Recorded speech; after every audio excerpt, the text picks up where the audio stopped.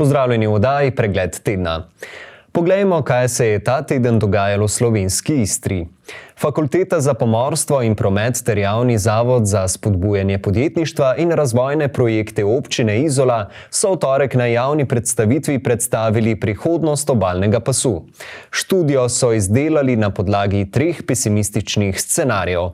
Po najhujšem scenariju naj bi do leta 2100 morje v Sloveniji lahko poplavilo 12 kvadratnih kilometrov površin, Koper in Izola pa bi lahko spet postala otoka. Gladina morja se bo do leta 2300 dvignila za 33 metrov, ob tem je potrebno vedeti, da je kot dvig mišljena srednja gladina morja, k čemur je treba pripisati še ekstremne dogodke, kot so plimovanja, je poudaril direktor Zasebnega inštituta za vodarstvo Primož Banovec. Po njegovih analizah naj bi bile povsem pod gladino morja v prihodnosti Sečoveljske soline, večji del Pirana, Strunjan, Koprska Bonifika in območje Luke Koper. Ukrepati je zato potrebno že danes. Obalni pas pa se lahko zaščiti z gradbenimi ukrepi ter s prizadevanjem za upočasnitev podnebnih sprememb. Poleg tega bi bil primeren ukrep na primer podelitev predkupne pravice državi za nepremičnine na ogroženih območjih. Na vrh prioritet bi morali postaviti kanalizacijo in odvajanje meteornih ter odpadnih voda. Za kanalizacijski sistem bi potrebovali približno 100 milijonov evrov, vrednost vseh ukrepov pa je ocenjena na 2 milijardi evrov. Investicija bi se razporedila na več generacij. Prav tako pa od pristojnega ministrstva pričakujejo, da se bo strategija vključila v evropsko sofinanciranje v naslednji finančni perspektivi, saj država in občine takšnega finančnega vložka ne bi zmogle. Pridobiti želijo tudi evropska sredstva v prihodnji finančni perspektivi 2028 do 2034.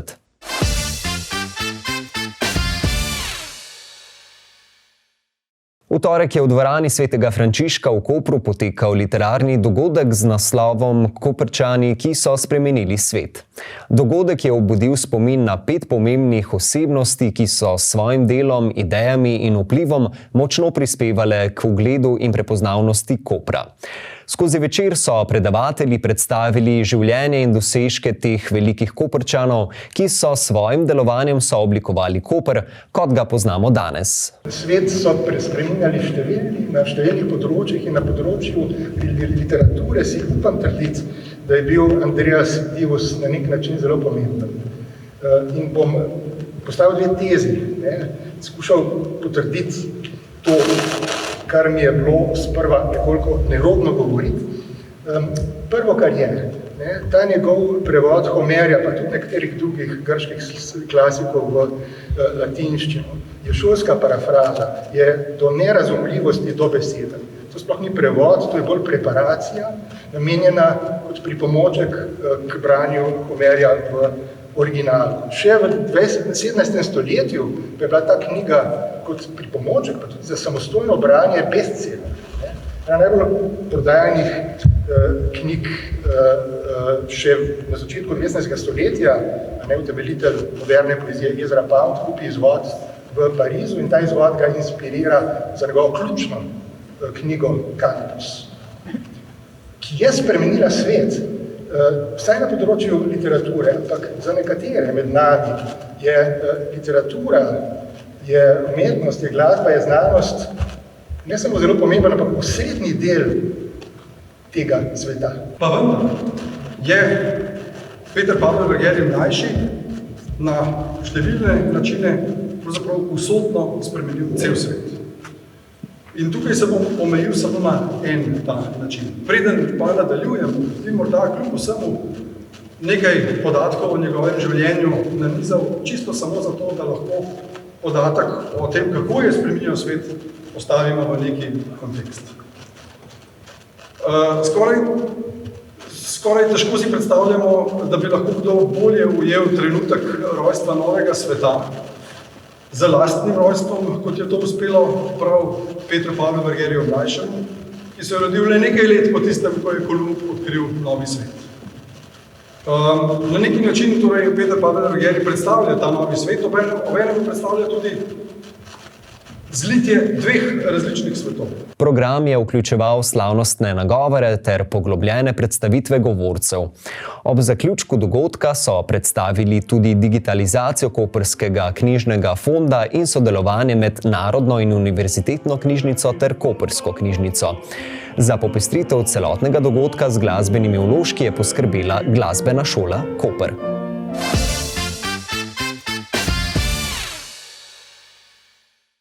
Včeraj pa je v Portorožu potekala 70. obletnica delovanja Združenja fizioterapevtov Slovenije. Dogodka se je udeležila tudi predsednica Republike Slovenije Nataša Pirc-Musar. Fizioterapija je danes priznana kot ključna znanstvena disciplina z dokazano učinkovitostjo pri rehabilitaciji in zdravljenju. Skrajša bolniško odsotnost posameznika, kar je pomembno za delovno aktivne prebivalce. Vsem drugim pa omogoča aktivno življenje, ki je pomembno tako za mlajše, kot tudi za dostojno starost starejše populacije. Vemo, da imate fizioterapevti ključno vlogo tudi pri ohranjanju mobilnosti in kakovosti življenja starejših ljudi.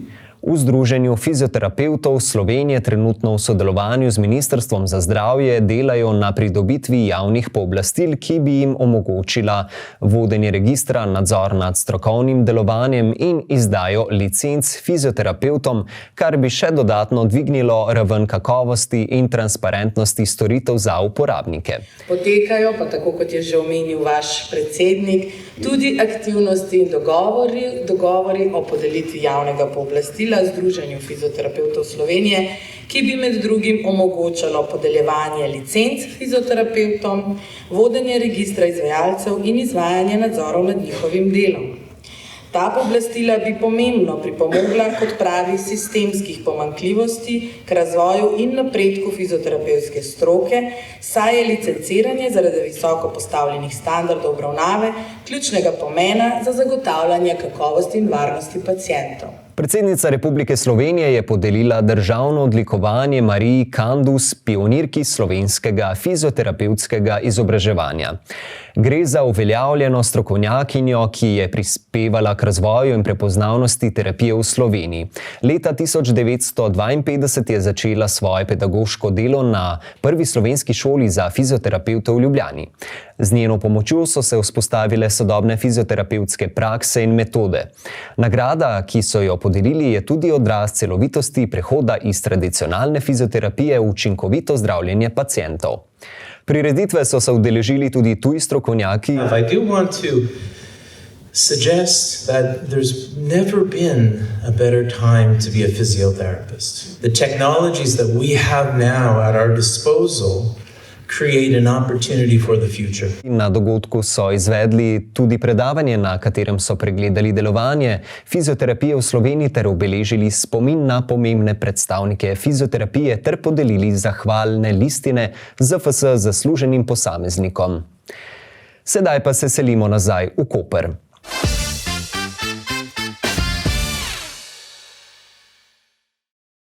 Na ponedeljkovi 3. seji programskega sveta za izvedbo projekta Oskrba s pitno vodo na območju slovenske Istre in Kraškega zaledja so župani in županji občin sprejeli osnutek dokumenta identifikacije investicijskega projekta vodooskrbe slovenske Istre ter Krasa.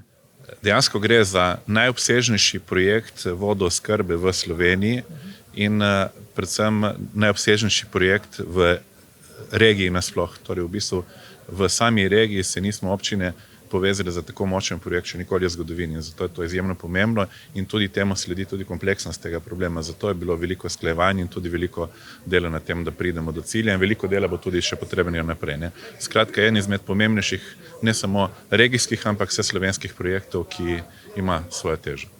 S tem so občine storile prvi korak k vzpostavitvi skupnega sistema oskrbe s pitno vodo, ki bo temeljil na povezovanju 4 regionalnih vodovodnih sistemov, ki jih upravljajo Rižanski vodovod Koper, Kovod Postojna, Kraški vodovod Sežana in Komunala Ilirska Bistrica. Konkretno gre za projekt, ki se razdeli na 2 dela, torej en del je zmanjšanje vodnih izgub oziroma hidravlične izboljšave na vsakem posameznem vodovodnem omrežju, in drugi del je povezava med več vodovodnimi sistemi, zato da se zagotovi, po angleško bi rekli backup, torej neko varnost, zato da če pride do kakršnekoli poškodbe, havarije, lahko prebivalci kateregakoli območja vseeno nemoteno ali pa z manj motnjami dobijo vodo, tako da vodoskrba ni ogrožena. Glede na vse te klimatske spremembe, glede na dogajanja v svetu in povsod nekako želimo tudi na Krasju imeti dodatno nek rezervni vodni vir in s tem, če pa lahko poleg tega še nekako omogočimo sosednjim delom, občinam, rekel to vodo, dostopnost vode, je pa toliko bolje. Strošek celotnega projekta je ocenjen na skoraj 117 milijonov evrov. Primorske občine nameravajo največji del sredstev za izvedbo projekta pridobiti z nepovratnimi sredstvi iz programa kohezijske politike za obdobje 2021-2027. V svojih proračunih pa bodo v naslednjih 6 letih skupaj zagotovile nekaj manj kot 30 milijonov evrov. Na sam projekt je potrebno gledati širše, kajti presega zgolj načrtovanje tega mandata, ampak je časovno vezan tudi na bodoče lokalne samouprave. Zato ne gre zgolj za deklarativno podporo, ampak za potrditvijo na vseh občinskih svetih bomo občine v svojih deležih tudi finančno-materialne obveznosti prevzele v proračunskih načrtovanjih ne samo za leto 2025, ampak vse do 2029. Prva gradbena dela načrtujejo v letu 2026, celoten projekt pa naj bi bil sklenjen leta 2029.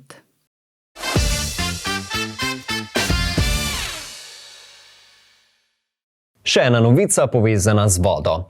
Fakulteta za pomorstvo in promet v Portorožu je vključena v projekt Sabovis 2, ki je osredotočen na razvoj biomimetičnih podvodnih plovil namenjenih obveščevalnim, nadzornim in zaščitnim dejavnostim v podvodnih okoljih. Gre za mednarodni projekt, v katerem sodeluje tudi slovenska raziskovalna skupina, ki razvija jato avtonomnih podvodnih plovil za obalno in priobalno navigacijo.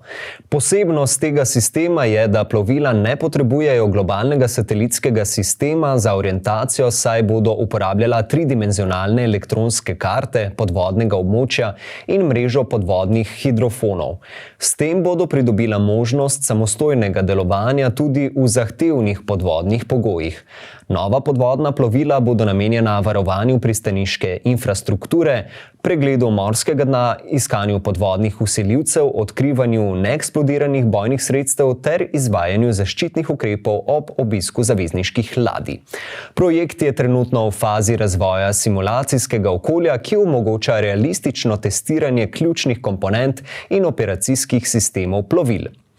Prva testiranja prototipov so predvidena proti koncu leta 2024 ali v začetku 2025. Projekt pa naj bi bil zaključen februarja 2026.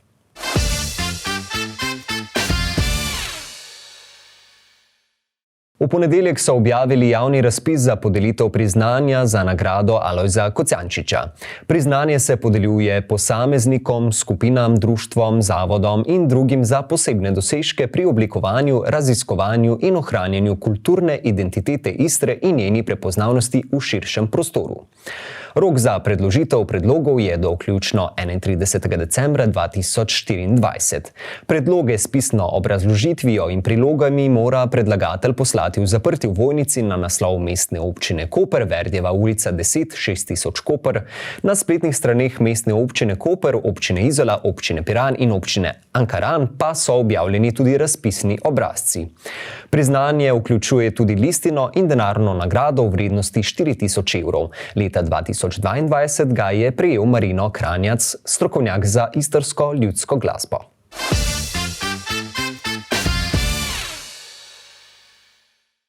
Pa še športna novička. Novi predsednik Športne zveze Koper je postal Primož Marinko iz Balinarskega društva Marjetica Koper, ki bo na poziciji nadaljnja 4 leta. Nasledil je dosedanjega predsednika Artura Stefeta. Delegati koprskih športnih društev in klubov so soglasno izvolili novega predsednika zveze, člane izvršnega in nadzornega odbora ter disciplinske komisije.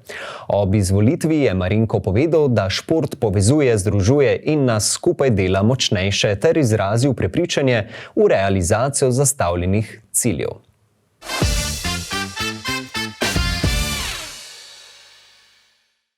Še cestna novost zaradi obnove vodovodnega omrežja bo do 14. decembra popolna zapora cestišča v Seči med hišnimi številkami 20 in 28. Zapora bo veljala ob delovnikih med 8 in 16 uro, zunaj teh ur pa bo cesta prevozna.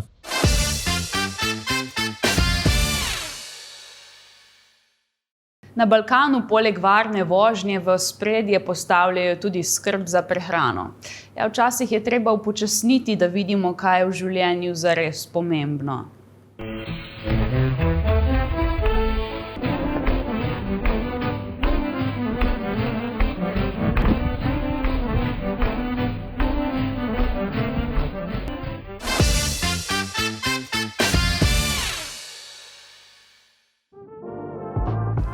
Pozdravljeni v novi ediciji Kulturnega napovednika. Poglejmo si, kaj se bo v prihodnje dogajalo v slovenski Istri. V soboto 9. novembra ob 17. vas Kulturni dom Izola vabi na otroško predstavo Super čarovnica Mici, kjer bodo najmlajši uživali v čarobnih dogodivščinah. Ob 19.30 pa se v Auditoriju Portorož obeta gledališka predstava Vse zastonj v produkciji Prešernovega gledališča Kranj. Gre za komično delo znamenitega dramatika Darija Foja. Ljubitelji repa in hip-hopa se bodo ob 21. zbrali v Hangar baru v Izoli, kjer bodo nastopili Masaja ter gosti Drill in Zlatko na koncertnem večeru, ki obljublja energične nastope in druženje ob močnih ritmih. Če pa si na sobotni večer ob 19.30 želite malce plesa, si lahko v gledališču Tartini Pirano gledate plesno predstavo z vizualnimi podobami Frequency. V nedeljo 10. novembra ob 18. vas dvorana Burja na Škofijah vabi na kulturni dogodek ob praznovanju 60-letnice Zveze kulturnih društev Mestne občine Koper. Na dogodku bodo nastopili združeni zbori in orkestri ZDK Mok ter folklorna skupina. V ponedeljek 11. novembra se lahko udeležite delavnice umetniške grafike z Miho Eričem. Ta bo ekološko obarvana, saj bo poudarila uporabo naravnih in trajnostnih materialov. Odvila se bo ob 17. uri v Kulturnem domu Izola. V torek 12. novembra ob 18. se bo v čitalnici Fulvia Tomice v Kopru odvijal literarni dogodek, kjer bo predstavljena knjiga S tem boste morali živeti, avtorice Lucije Zajc. Za zaključek tedna vas v sredo 13. novembra ob 20. uri dvorana Svetega Frančiška Asiškega v Kopru vabi na glasbeni festival Šelestenja, kjer bo nastopil klavirski kvartet Feniks. V četrtek 14. novembra kavarna Golden Lodža Koper vabi na glasbeni večer s priznanim slovenskim harmonikašem Markom Hatlakom, pričetek ob 19.30. Za najmlajše pa bo ob 17. uri v Lutkarnici na Kidričevi ulici 41 v Kopru potekala predstava Rdeča kapica lutkovnega gledališča Zapik. In že je petek, ko se lahko ob 19.30 odpravite v Auditorij Portorož. Tam se bo odvil koncert skupine Zabranjeno pušenje ob 40. obletnici legendarnega albuma Das ist Walter. Pred samim koncertom bo v glavni dvorani tudi projekcija filma Svetla Sarajeva, režiserja Srđana Perkića ter pogovor z ustvarjalci.